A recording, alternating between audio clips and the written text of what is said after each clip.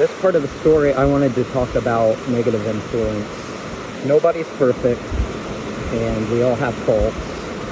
And I wanted to talk about how my mom had COPD, and she struggled to breathe for a long time, and that's ultimately what she passed away from.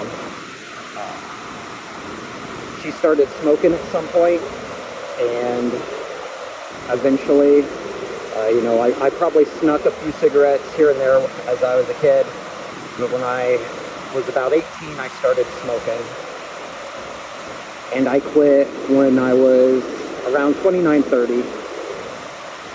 My mom also was able to quit about that time. That was probably about 15 years ago. If you've thought about quitting smoking, running is a great way to have something to replace the habit. I quit 15 years ago. Hopefully it didn't do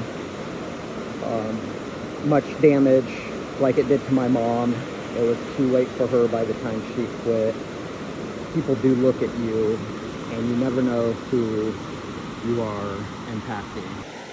There is more to the story that I would like to share. Stay tuned for part 3. Nice rainy morning. I chose this trail because I've never been here during rain, and there's a waterfall that I want to see when it rains. Oh, I hear it.